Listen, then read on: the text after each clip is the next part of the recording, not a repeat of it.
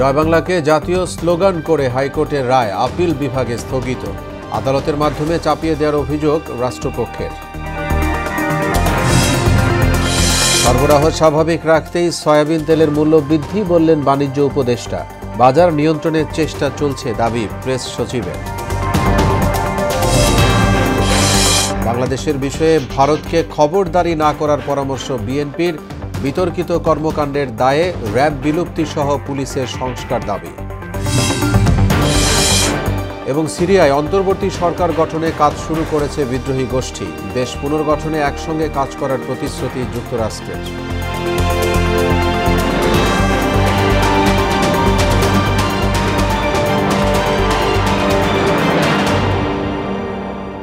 আসসালামু আলাইকুম। আমন্ত্রণ মোহনা সংবাদে। এতক্ষণ শুনছিলেন শিরোনাম। আপনাদের সঙ্গে আছি মোহাম্মদ ওয়ালিউল্লাহ। এবার বিস্তারিত।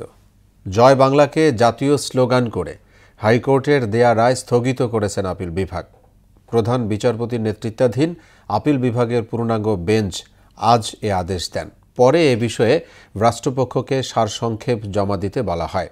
তবে এদিন আদালতে উপস্থিত ছিলেন না রিটকারী আইনজীবী। বিস্তারিত কাজী পাপ্পুর রিপোর্টে। জয় বাংলা ছিল মুক্তিযোদ্ধার একটা স্লোগান। পরবর্তীতে একে নিজেদের দলীয় স্লোগানে পরিণত করে একটি রাজনৈতিক দল। শুধু তাই নয়, যে কোনো জাতীয় অনুষ্ঠানেও স্লোগানটি বাধ্যতামূলক করা হয়। 2020 সালের সেই রায়ের পর শুরু হয় ধীরে ধীরে কৃতিত্ব নেয়ার লড়াই। পাশাপাশি সমান তালে চলতে থাকে এই স্লোগান না দেয়ায় ভৎসনার প্রতিযোগিতাও। জুলাই গণঅভ্যুত্থানে আওয়ামী লীগ সরকারের পতনের পর জাতীয় স্লোগান হিসেবে জয় বাংলাকে বাতিল চান রাষ্ট্রপক্ষ। মঙ্গলবার শুনানিতে রাষ্ট্রপক্ষের বক্তব্যে সন্তুষ্ট হয়ে তাদের পক্ষে রায় দেন আপিল বিভাগ। বাধ্যতামূলক করেন বিভিন্ন সব অনুষ্ঠানে এবং শিক্ষা প্রতিষ্ঠানে এটিকে বলার জন্য। আমরা এটির বিরুদ্ধে আপিল করার অনুমতি চেয়ে লিভ টু আপিলের দরখাস্ত দাখিল করি এবং আজকে সেটার শুনানি হয় এবং দীর্ঘ শুনানি শেষে আপিল বিভাগ জয় বাংলার যে জাজমেন্টটি ছিল সেই রায়টিকে আজকে স্থগিত করে দেন। ফলে এখন থেকে জয় বাংলা আর আমাদেরকে বাধ্যতামূলকভাবে উচ্চারণ করতে হবে না। এ সময় অতিরিক্ত অ্যাটর্নি জেনারেল অনিকার হক বলেন, আওয়ামী লীগের দলীয় স্লোগান জয় বাংলাকে আদালতের মাধ্যমে চাপিয়ে দেওয়া হয়েছিল। মুক্তিযুদ্ধের সময় শুধু জয় বাংলাই যে একমাত্র স্লোগান ছিল তা কিন্তু নয়, আরো অনেক রকমের স্লোগান সেখানে বলা হয়েছে।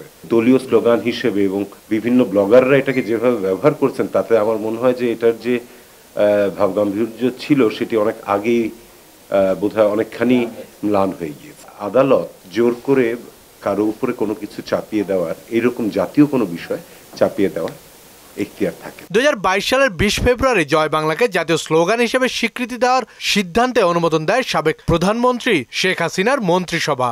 এরপর 2 মার্চ একে জাতীয় স্লোগান ঘোষণা করে প্রজ্ঞাপন জারি করা হয়। কাজী পাপ্পু, মোহনা সংবাদ, ঢাকা। অর্থ পাচার মামলায় বিএনপির ভারপ্রাপ্ত চেয়ারম্যান তারেক রহমান ও ব্যবসায়ী গিয়াসউদ্দিন আল মামুনের সাজা স্থগিত করেছেন সর্বোচ্চ আদালত। প্রধান বিচারপতি সৈয়দ রেফাত আহমেদের নেতৃত্বাধীন 4 বিচারপতির আপিল বেঞ্চ আজ এ আদেশ দেন। এদিকে বৈষম্য বিরোধী ছাত্র আন্দোলনের রাজধানীর উত্তরা পূর্ব থানার হত্যা চেষ্টা মামলায় অভিনেত্রী শমী কায়সারকে 6 মাসের জামিন দিয়েছেন হাইকোর্ট। এছাড়া বিস্ফোরক আইনের মামলায় 12 বছরের সাজা থেকে বিএনপির সাংগঠনিক সম্পাদক রুহুল কুদ্দুস তালুকদার ডুলুকে খালাস দিয়েছেন উচ্চ আদালত। আজকে মহামান্য অ্যাপিলেট ডিভিশনের পূর্ণাঙ্গ বেঞ্চে মাননীয় আদালত শুনেছেন।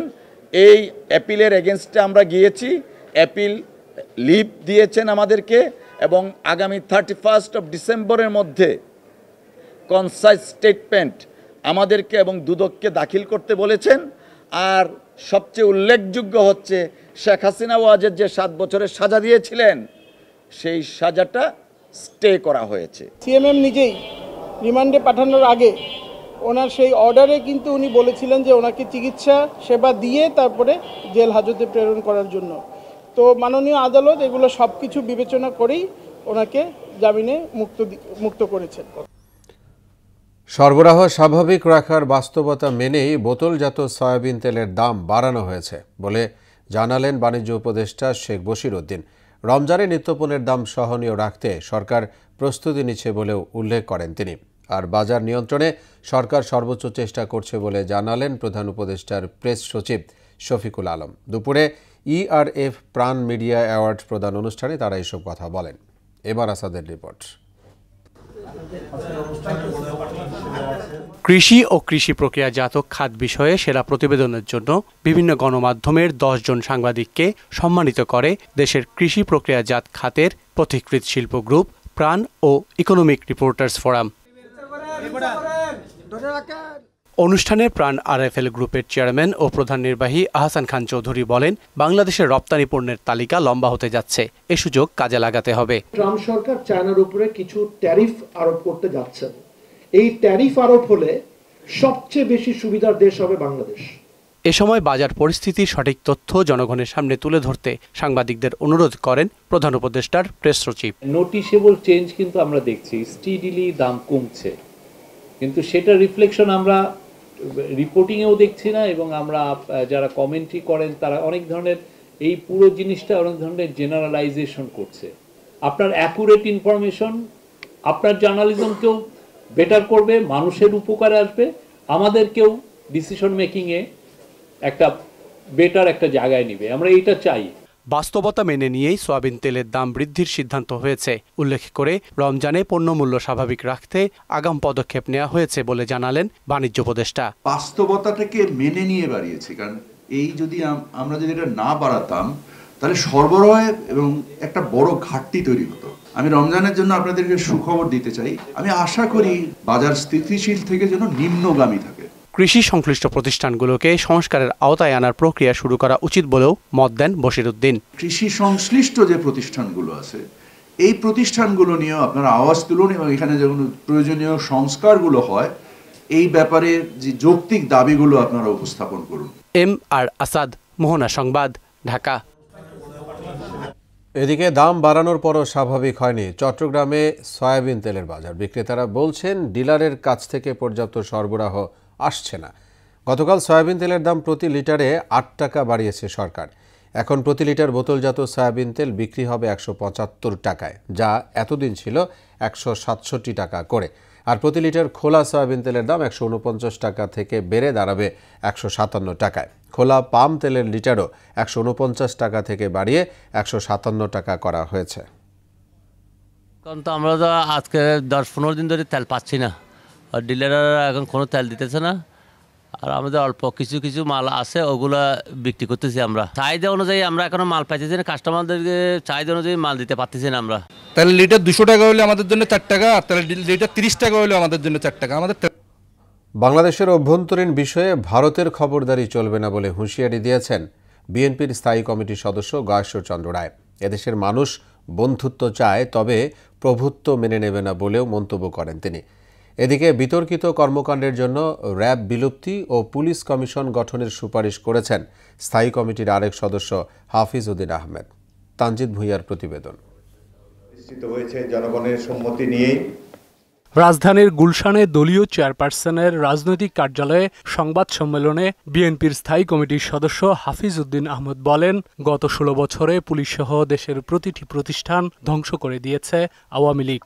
গুম, খুন, নির্যাতন সহ নানা কারণে জনগণের আস্থা হারানো বাহিনী সংস্কারে পুলিশ কমিশন গঠনের বিকল্প নেই। বাংলাদেশের বিভিন্ন অঞ্চলে বহু মানুষ গুম হয়েছে, নিহত হয়েছে। আমাদের দল বিএনপির উপরে যে অজনিত মিথ্যা মামলা দিয়ে সবাইকে হয়রানি করা হয়েছে, এক কথায় বাংলাদেশকে বিগত অতীত সরকারের আমলে একটি পুলিশ স্টেটে পরিণত করা হয়েছে। পুলিশ বাহিনীকে সঠিক দিক নির্দেশনা, পরামর্শ এবং সহায়তা প্রদানের জন্য এই পুলিশ কমিশন গঠন করা প্রয়োজন। নানা কর্মকাণ্ডের জন্য দেশে বিদেশে বিতর্কিত র্যাবকে বিলুপ্তির দাবিও জানান তিনি। আন্তর্জাতিকভাবে এমনভাবে নিন্দনীয় হয়েছে, আর দেশের মধ্যে তো র্যাব মানে একটা দানব সৃষ্টি করেছে তারা। যত ধরনের খুন যখন এবং যত এক্সট্রা জুডিশিয়াল কিলিং সব কিছু অধিকাংশই এই র্যাবের মাধ্যমে হয়েছে। সেজন্য আমরা এটিকে বিলুপ্ত করার জন্য সুপারিশ করেছি। এদিকে চন্দ্রিমা উদ্যানে দলের প্রতিষ্ঠাতা জিয়াউর রহমানের সমাধিতে শ্রদ্ধা নিবেদন শেষে বিএনপির স্থায়ী কমিটির সদস্য গয়েশ্বর চন্দ্র রায় ভারতকে উদ্দেশ্য করে বলেন, কোনো ব্যক্তির সঙ্গে নয়, সম্পর্ক হতে হবে দেশের সঙ্গে দেশের। ভারতের সাথে বাংলাদেশের বন্ধুত্বের সম্পর্কটা দেশে দেশে হতে হবে। কোনো ব্যক্তি বা দলের সাথে দীর্ঘ 16 বছর 17 বছর তারা প্রাণান্তর চেষ্টা করেছে বাংলাদেশের ভোটাধিকার বিনষ্ট করা, মানুষকে প্রতারিত করা এবং একটা লুটপাটের মধ্য দিয়ে দেশটাকে একটা দুর্নীতির অভয়ারণ্য সৃষ্টি করেছে।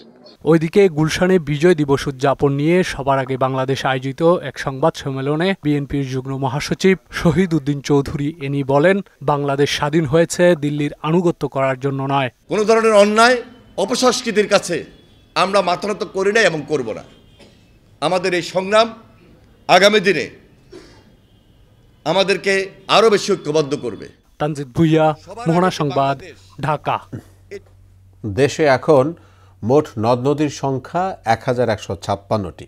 সকালে পানি ভবনে নদ নদীর সংখ্যা নির্ধারণ বিষয়ক সেমিনারে এ তথ্য জানানো হয়। নদী দখল ও দূষণমুক্ত করতে বহুমুখী উদ্যোগ নেওয়ার কথা জানান পানি সম্পদ উপদেষ্টা সৈয়দা রিজওয়ানা হাসান এবং নৌ পরিবহন উপদেষ্টা সাখাওয়াত হোসেন। মনিরুল ইসলামের রিপোর্ট। কথা কাজে মিল না থাকায় স্বাধীনতার 53 বছরেও দেশের নদীর সঠিক তালিকা করতে পারেনি কোনো সরকার। নদী গবেষণা ইনস্টিটিউট ও নদী কমিশন তালিকা করলেও তাতে রয়েছে তথ্যগত বিভ্রাট। তবে দেরিতে হলেও দেশের নদ নদীর খসড়া তালিকা প্রকাশ করেছে পানি সম্পদ মন্ত্রণালয়। গণ অভ্যুত্থানে আওয়ামী লীগ সরকার পতনের 1 মাস পর দেশের নদ নদীর প্রকৃত সংখ্যা নির্ধারণে কাজ শুরু করে অন্তর্বর্তী সরকার। নির্ভুল ও গ্রহণযোগ্য তালিকা করতে 2 মাস সময় বেঁধে দেন উপদেষ্টা সৈয়দা রিজওয়ানা হাসান। প্রাথমিকভাবে 1156টি নদীর খসড়া তালিকা প্রকাশ করা হয়। নৌ পরিবহন উপদেষ্টা বলেন, কেবল দখলমুক্ত নয়, নদী দূষণমুক্ত করাও জরুরি। এই শীতেই বুড়িগঙ্গা পরিষ্কারের উদ্যোগ নেওয়ার কথাও জানান তিনি। বুড়িগঙ্গাতে এখন কোনো মাছ নেই, এটা পুঁটি মাছও পাওয়া যায় না। এখন সাকার ফিশ বলে একটা মাছ ওইটা আছে। তার কারণ হচ্ছে আমরা ইটিপির কথা বলছি, ইন্ডাস্ট্রিগুলোকে ইটিপি লাগাবে, ড্রেনগুলো পাকা করে বন্ধ করে দেন এবং আমরা ওই ফোর্স দেখব তুমি হয় ইটিপি ইউজ করো অথবা ফ্যাক্টরি বন্ধ করে দাও। পানি সম্পদ উপদেষ্টা বলেন, রাজধানীর 21টি খাল দখল ও দূষণমুক্ত করে একটা ব্লু নেটওয়ার্ক তৈরির কাজ চলছে। মোট 21টি খালকে আমরা দখল এবং দূষণমুক্ত করে একটা ব্লু নেটওয়ার্ক করার পরিকল্পনা প্রায় চূড়ান্ত করে এনেছি এবং এটা কেবল দখল এবং দূষণমুক্ত করছি একটা প্রকল্পের অধীনে তা না, এটা ব্যয় সাশ্রয়ী ভাবে আমরা করার চেষ্টা করছি। রিজওয়ানা হাসান বলেন, নদ নদী, হাওর বাওর আর খাল বিলের তালিকা চূড়ান্ত করার পরেই দখল আর দূষণ দূর করতে উদ্যোগী হবে সরকার। আমরা কিন্তু হাওরের তালিকাটা চূড়ান্ত করে ফেলেছি, আমরা বিলেরও একটা তালিকা চূড়ান্ত করে ফেলেছি। এর পরবর্তী কাজ আমাদের হওয়া উচিত খালের তালিকা চূড়ান্ত করা। নদীকে দখল এবং দূষণমুক্ত করতে হবে। জেলা প্রশাসন তো অনেকদিন এই প্রক্রিয়ার মধ্যেই নিজেকে সম্পৃক্ত করেনি।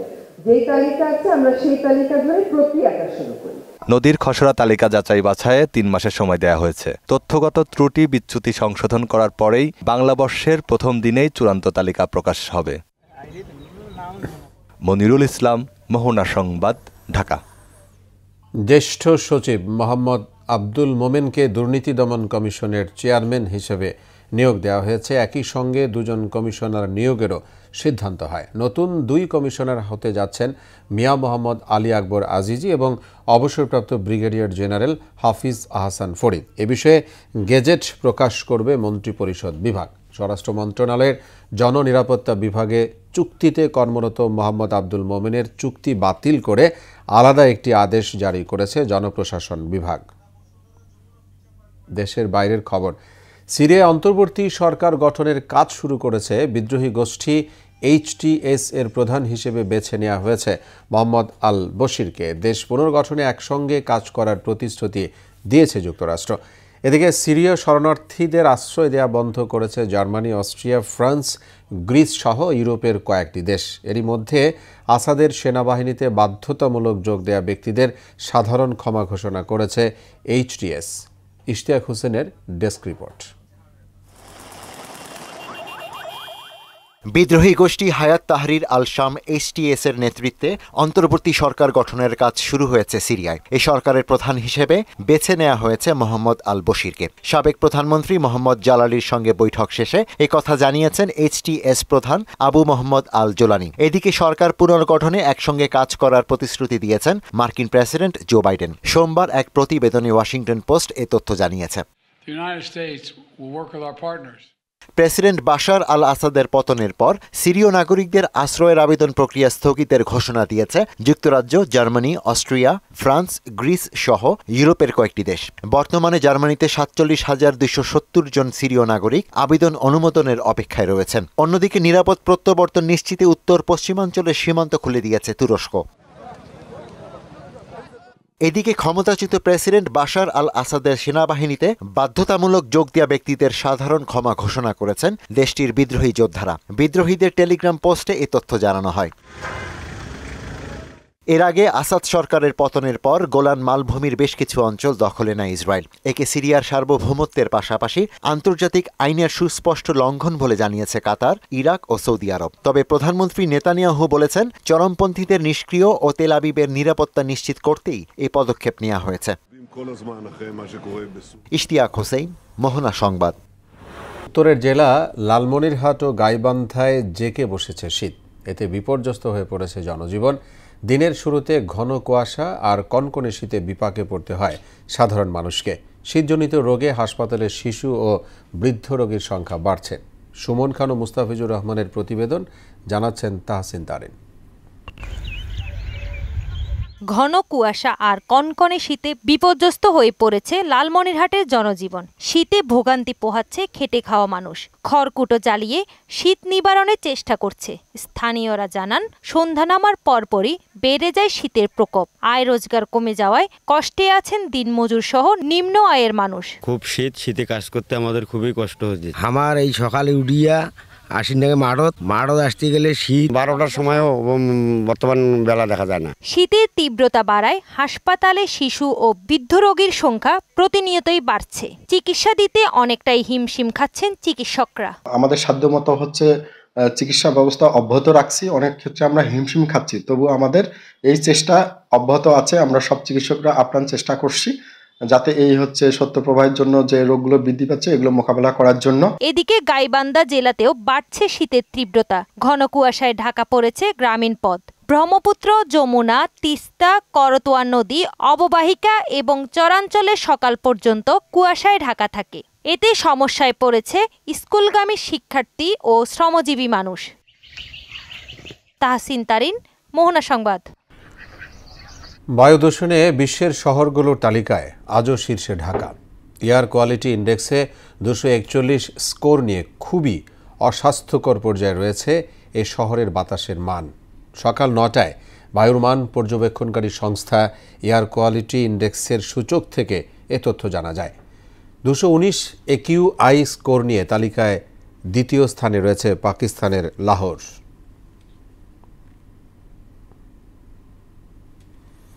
আবার আন্তর্জাতিক প্রসঙ্গ। মিয়ানমারের বাংলাদেশ সীমান্তবর্তী মংডু শহর দখলের দাবি করেছে সশস্ত্র বিদ্রোহী গোষ্ঠী আরাকান আর্মি। গত কয়েক মাস ধরে মিয়ানমারের সেনাবাহিনীর সঙ্গে লড়াইয়ের পর মংডু শহরের নিয়ন্ত্রণ নিয়েছে তারা। ফলে বাংলাদেশ মিয়ানমার সীমান্তের 350 কিলোমিটার সীমান্তের পুরোটাই আরাকান আর্মির নিয়ন্ত্রণে চলে গেছে বলে সোমবার এক প্রতিবেদনে জানিয়েছে সংবাদ মাধ্যম ইরাবতী। একই সঙ্গে রাখাইন প্রদেশের বুথিডাং এবং চীন প্রদেশের পালেতুয়া সহ মিয়ানমারের 3টি শহরের নিয়ন্ত্রণ নেয়ার দাবি করছে গোষ্ঠীটি। এই ছিল এখনকার মতো সংবাদ। শেষ করব তার আগে শিরোনামগুলো জানাবো আরো একবার।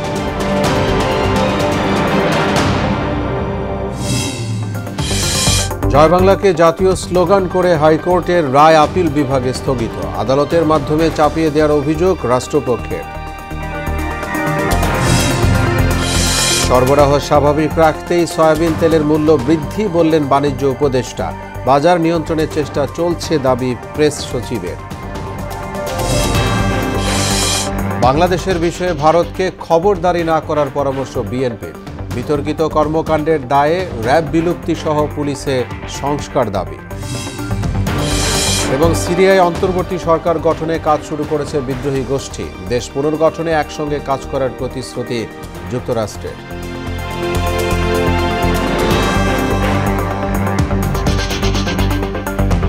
সবাইকে আবারও শুভেচ্ছা। পরবর্তী সংবাদ রাত 9টায়। এর আগে সন্ধ্যা 7টায় দেখবেন সংবাদ এক নজরে। মোহনার সবশেষ খবর জানতে ভিজিট করুন www.mohana.tv। সংবাদ দেখতে পারেন ফেসবুক ও ইউটিউবে। এতক্ষণ সঙ্গে থাকায় ধন্যবাদ সবাই।